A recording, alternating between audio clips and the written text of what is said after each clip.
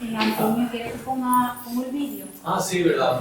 Os voy a poner un vídeo que dura un minuto, pero creo que es importante verlo porque es un simulacro que hicimos hace 2 o 3 años en Mogo y veis un poco pues, la parafernalia que lleva el puesto de mando, gestión de emergencias, la cantidad de servicios operativos que hay ahí, desde el 112,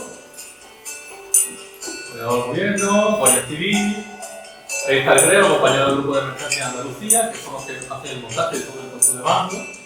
La unidad escrita, de la Fuerza de Andalucía, que son los que informaron a la población por casa y evacuando. Ahí se dio a un autobús para evacuar a la población Bogón. Ahí actuó Cruz Roja porque allí no hay agrupación de voluntarios, Villa Carrillo, y Cruz Roja hizo una agrupación de voluntarios. Intervinieron también bomberos, sanitarios, un ratón herido. Y bueno, que consistiría en una emergencia real, aunque ahí estamos mucho más relajados que en una emergencia real. Todo el dispositivo que hay.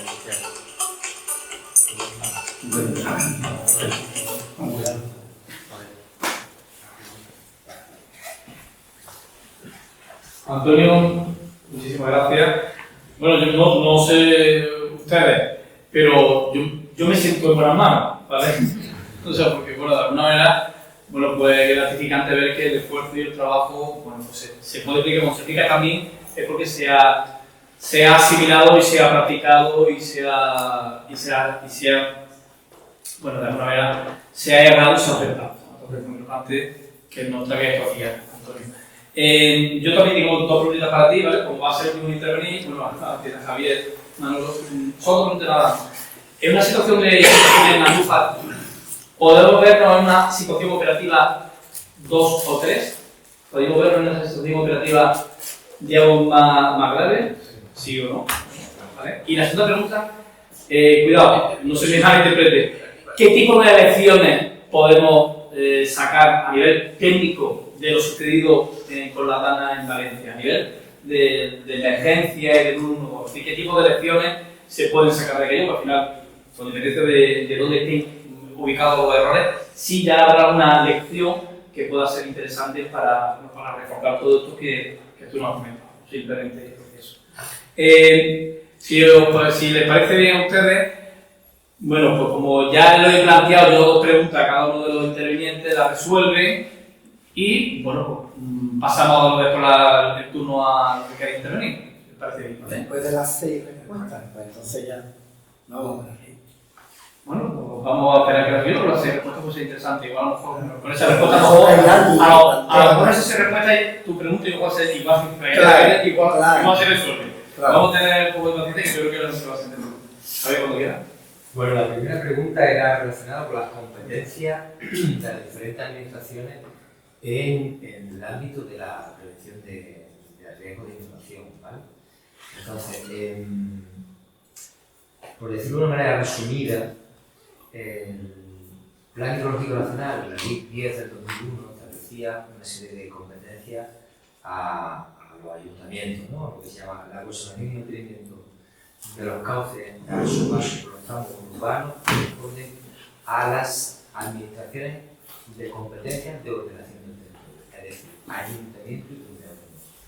En ese sentido, la propia Comunidad Autónoma de Andalucía tiene su plan de prevención de inundación que hizo a raíz de ese fundamento jurídico y estableció, entre otras cosas, una gradación de puntos de riesgo en Andalucía, en un proyecto de la provincia de Jaén, Andújar lo puso como máximo, como tipo A.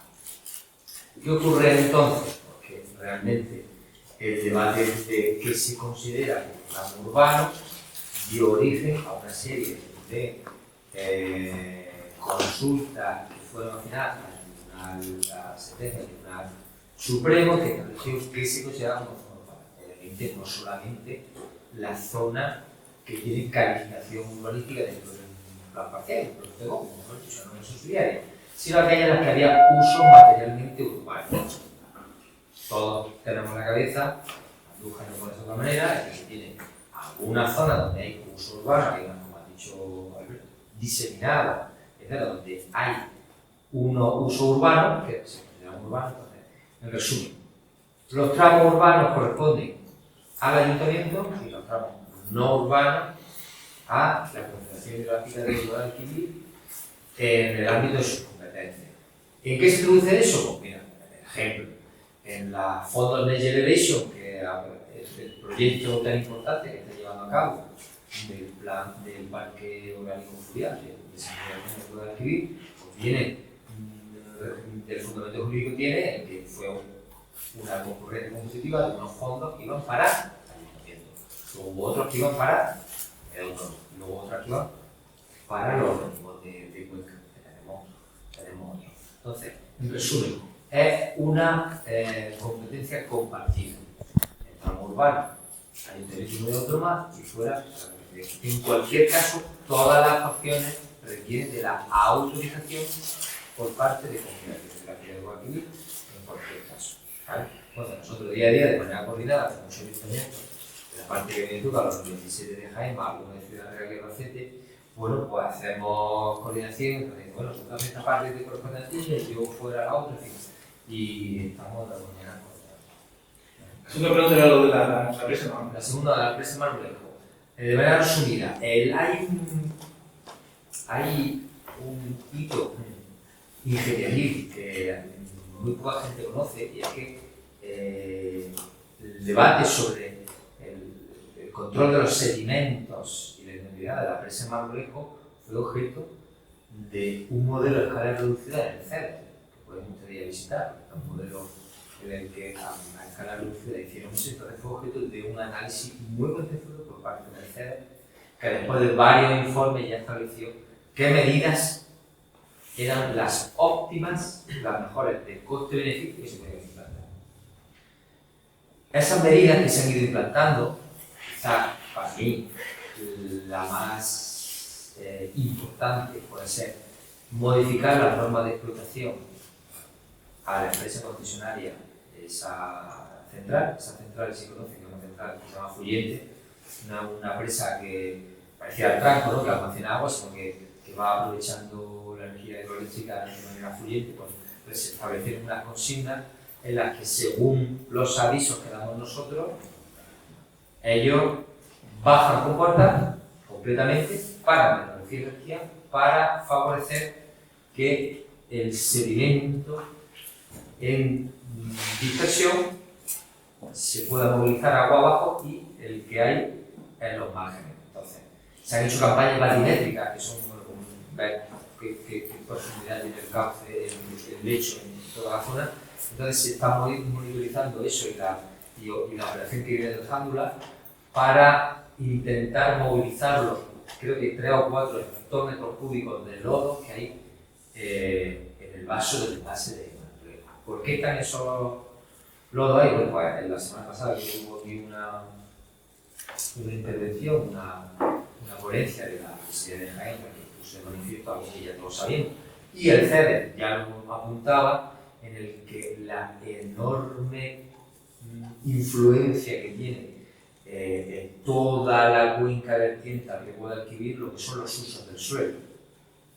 No podemos olvidar que Jaén es un gran jardín artificial en el que se han plantado olivos de manera antrópica y toda esa mega superficie de cultivo que nos hace, por supuesto, Jaén, una provincia inigualable y su identidad, genera que si no se cultiva bien, no se protege la cubierta vegetal de todas esas millones de hectáreas, generan lo que venimos ya sufriendo, lo que es una pérdida, una erosión superficial y un arrastre enorme de toneladas de suelo que al final va a parar a los cauces y de los cauces al vaso. Es cierto que esta problemática que tenemos hoy no estaba cuando se ejecutaron las grandes presas cuando se hicieron, y es uno de los grandes quebraderos de cabeza de mis compañeros de dirección técnica, que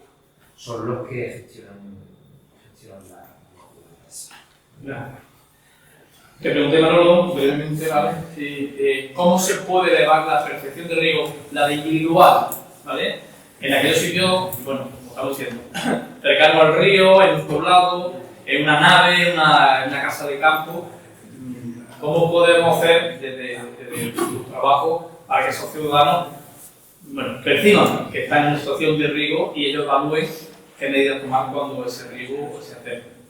Vale, bueno, de primera la medida adoptada en caso de que haya riesgo, bueno, ya la hemos contemplado un poco, la hemos visto, esa medida, pero ahí quizás lo más importante es que el ciudadano o el dueño de esa zona perciba que está en riesgo. ¿Cuál es la complicación? Esa percepción no se tiene, porque ese señor o esa persona que compró esa nave o compró ese terreno, no ha visto nunca ese terreno inundado. Entonces, no tiene esa percepción de peligro. Entonces, quizás un poco concienciar de que está en una zona de riesgo y luego pues, hay que implementar una serie de medidas que en caso de que vengan esas inundaciones, él pueda detectar. Como por ejemplo puede ser poner determinados testigos, porque lo que hemos hablado, porque ponemos un testigo que puede ser algo decorativo, puede ser algo, pero que esa persona lo coloque con un fin decorativo, pero que al mismo tiempo tenga ese fin preventivo, ¿no? Entonces, que lo coloque y vea que si el agua llega a una determinada zona, que puede estar en peligro. Y que, decir, como dices, era padre y hijo, no me fui de la mitad de la cuadrilla y era padre y hijo. Entonces, yo estoy en una zona que no paso nunca nada, pero no me fío. Voy a tener siempre esa desconfianza. Entonces, al tratar, ¿cómo puedo percibir ese riesgo? ¿Cómo voy a saber? Me puse a trabajo para poner un testigo y en caso de que el agua llegue hasta aquí, ya sé porque no ha llegado nunca. Y sé y cuando ha llegado hoy, es que no me he dado cuenta. Sé que es la manera de que esa persona perciba que realmente hay un riesgo. Es decir, no, estoy en una zona de riesgo. No ha pasado nunca nada, pero bueno, los accidentes nunca pasan hasta que pasan. Entonces, un poco tener que él implemente esa serie de señales que le van a llevar a advertir que le puede ocurrir algo. Gracias, Manuel. Antonio, no vamos a hacer que la pregunta, pero de la Sí, bueno, en el caso de situación operativa 2D, podría darse el caso, quizá más la 2, teniendo en cuenta que los núcleos aquí en la zona de Andújar pues están muy definidos, ¿no?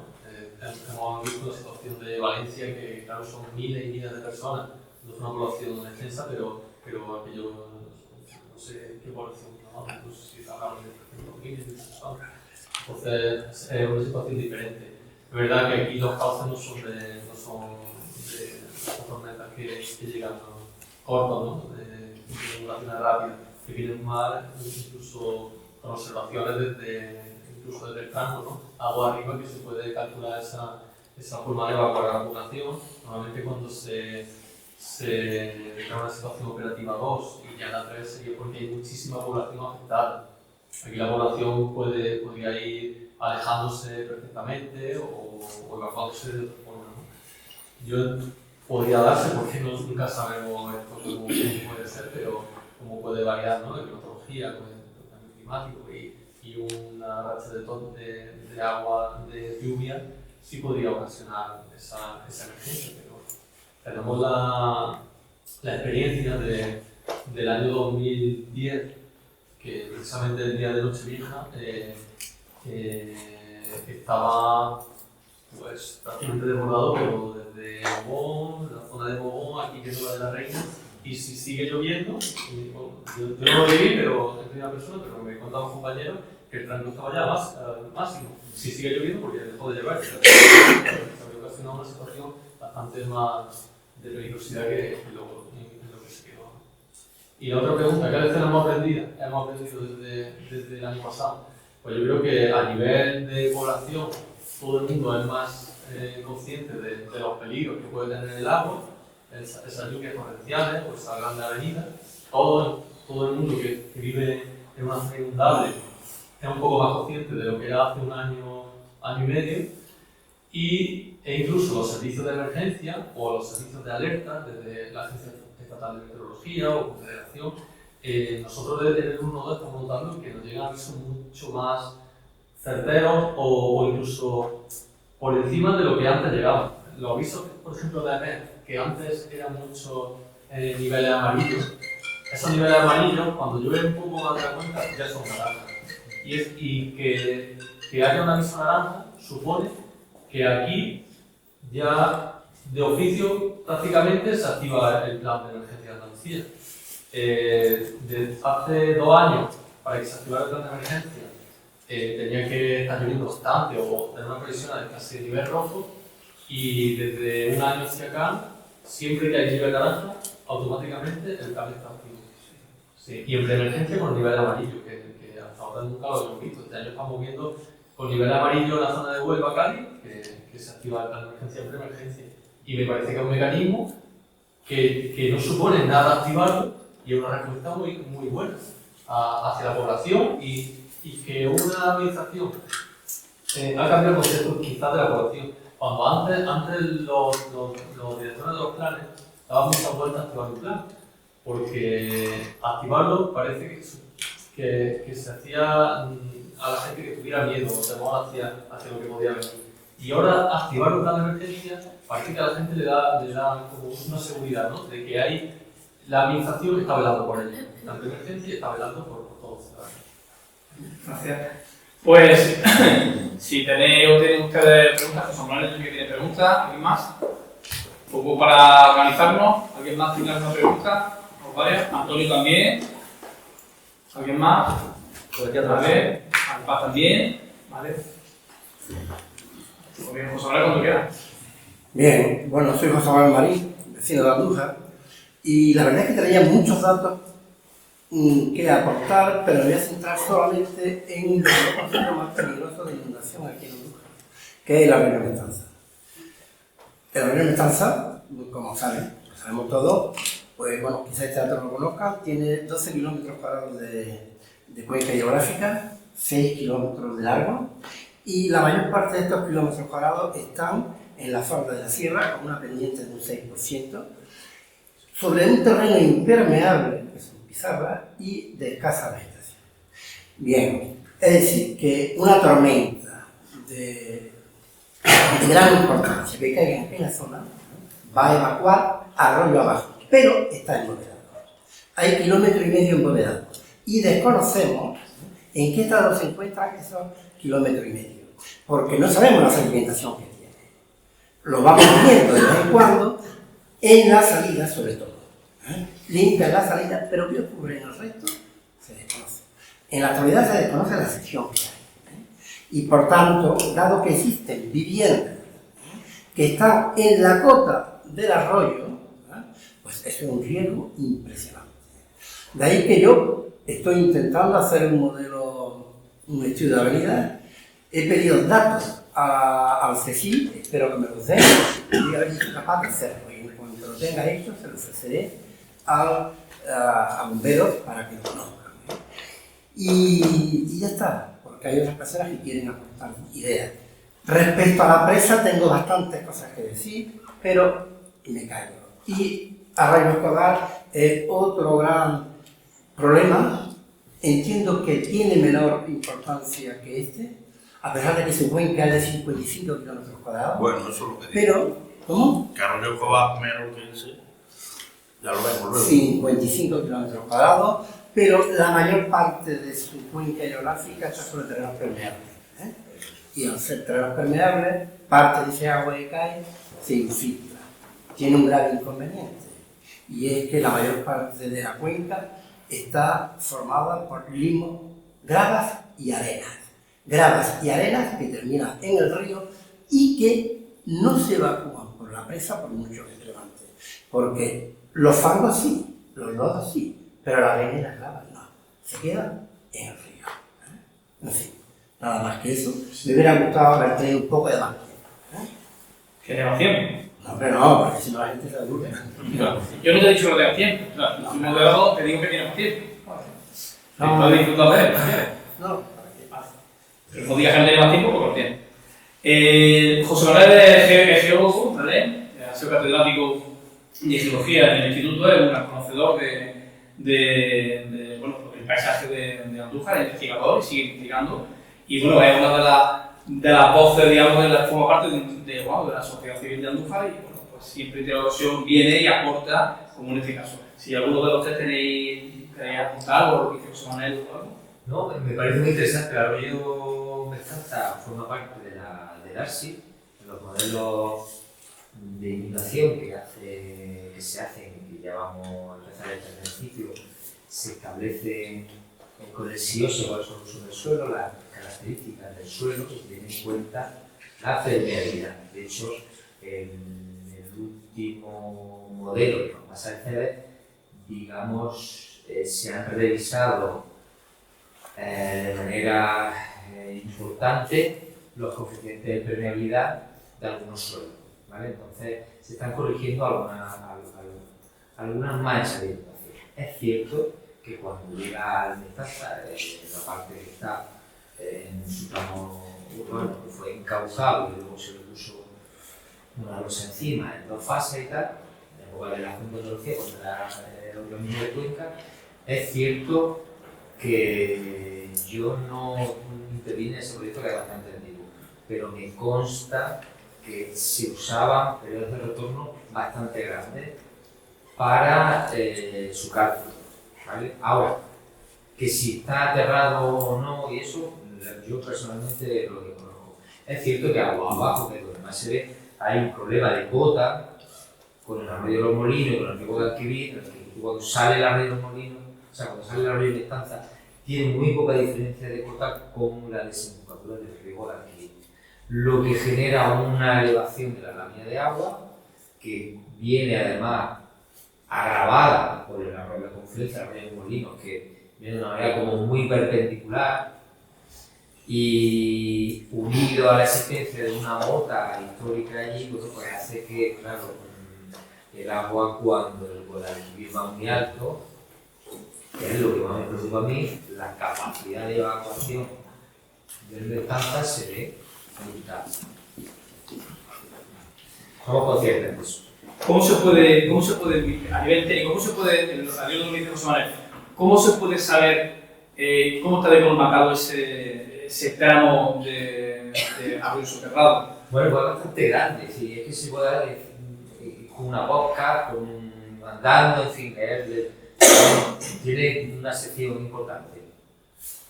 Yo imagino que los equipos de mantenimiento, en fin, eso requiere un protocolo de la manera, tienes que ir con un equipo de protección igual, meterte en zonas que están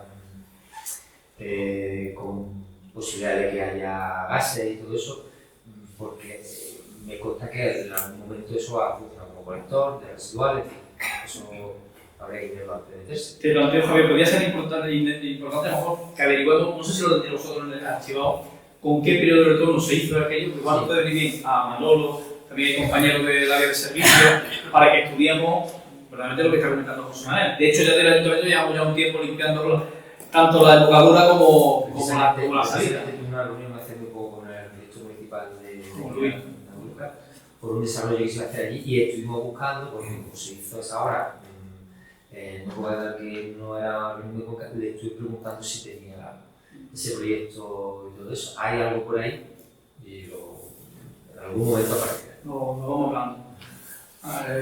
Maripaz o Antonio. ¿Antonio? Bueno, yo quería hablar un poco, como ya ha dicho el compañero Marín.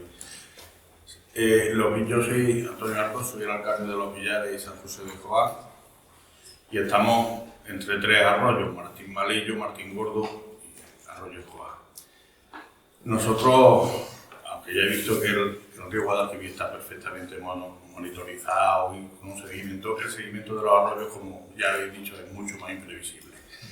Una longitud grandísima, también nos ha comentado el compañero, y tenemos 2 problemas, y es que en verano el arroyo prácticamente se seca y la maleza crece. ¿Qué pasa? Que si no hay un seguimiento de esa maleza, el caudal de estos arroyos nuestros, pues lógicamente se ve muy frenado.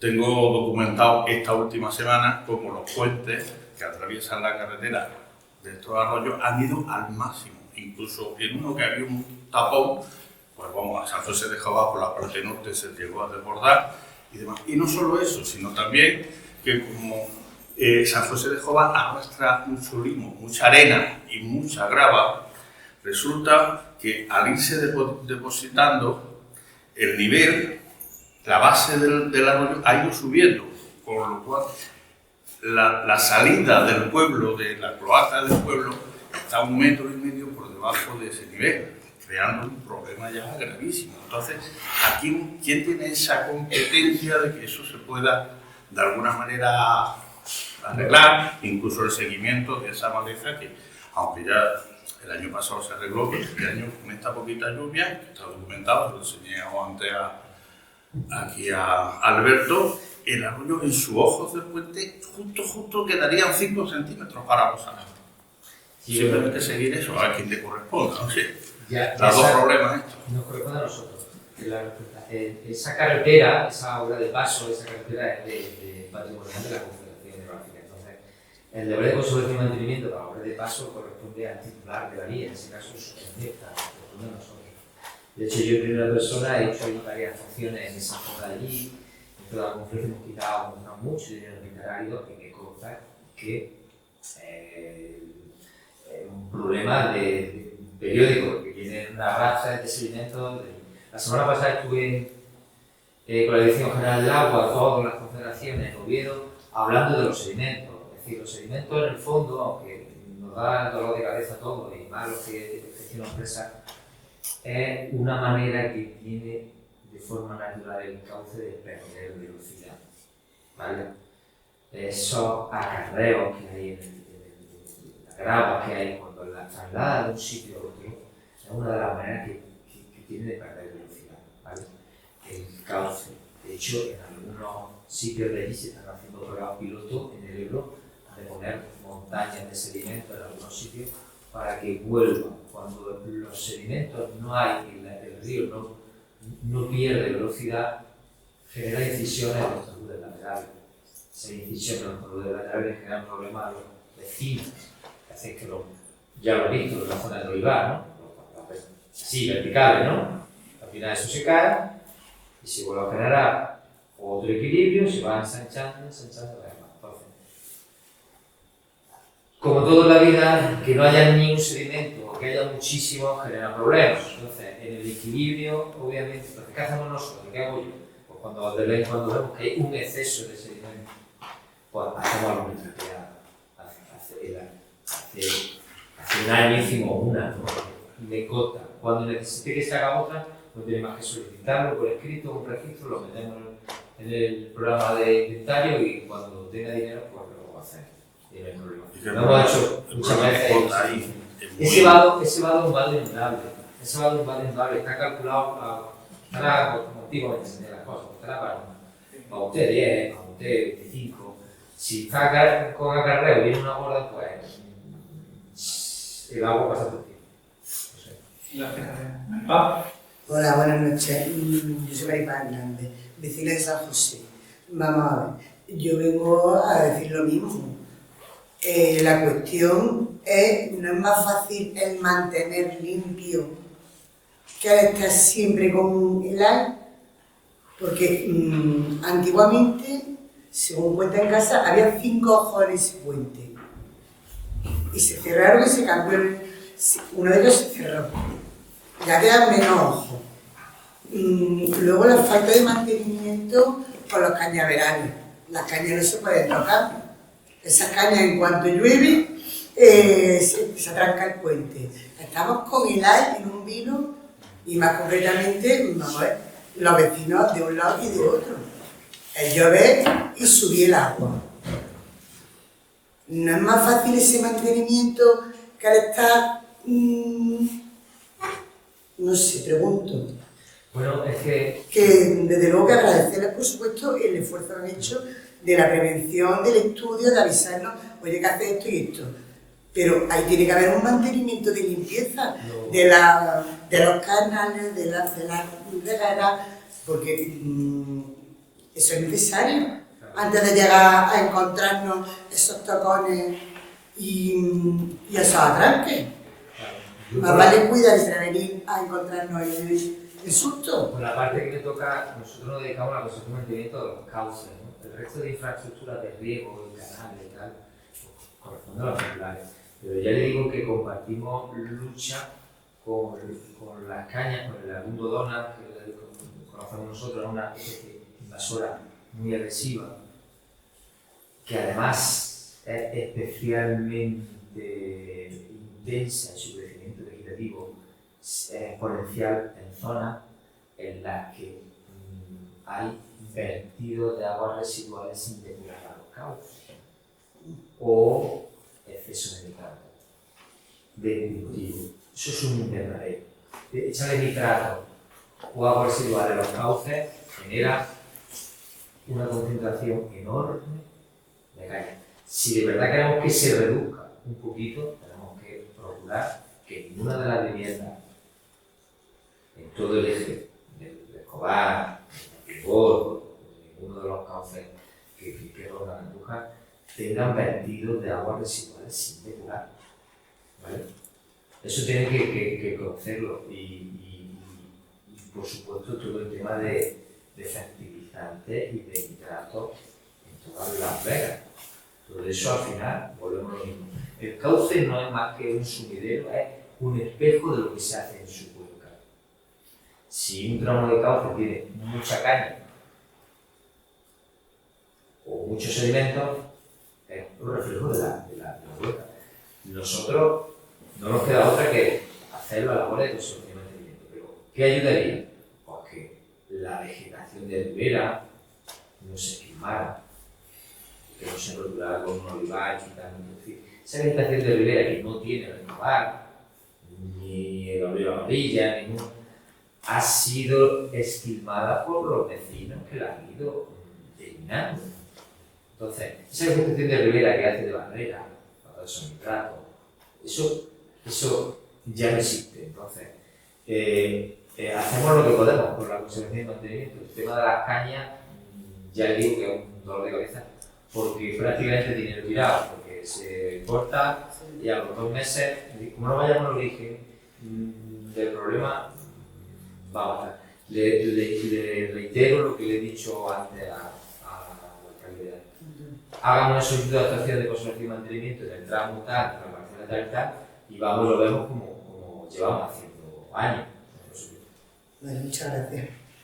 Bien, pues sin más preguntas, yo quisiera que Emilio diese por terminado este evento. Bueno, Vamos, lo hago desde aquí sin problema. Nada, pues agradeceros a todos por vuestra asistencia y en especial a los tres ponentes. Primero porque representáis las tres administraciones, la local, la regional y la estatal, y es importante que que nos hayáis ilustrado y que nos hayáis informado sobre el riesgo de las inundaciones. Y bueno, pues yo me voy a atender también porque son ya las 9 y sé que hay ya cansancio en algunas personas, y daros las gracias y que sepáis, bueno, que tanto Javier, ya te lo he dicho antes, ¿no? Que en Andújar tienes tu casa, que tenemos las puertas abiertas, que por favor te acuerdes de Andújar y las pedanías, no lo olvides, no lo olvides ninguno. A Antonio también daré las gracias y ya sabes que bueno, seguiremos viéndonos con el tema de la prevención de incendios y con las inundaciones pues también, y a Manuel igual, que nos seguiremos viendo pues, diariamente aquí en la localidad, ¿no? En Andújar. Y ya está, pues en principio hemos montado un pequeño tentempié aquí en el patio de Don Gómez, y como estamos relativamente poquitos, pues podemos entrar todos, ¿vale? Que está hablando ya ahí con el niño del baño y está hablando con el lápiz, ¿vale? Así que estáis todos invitados y tomamos algo antes de ir. Muchas gracias.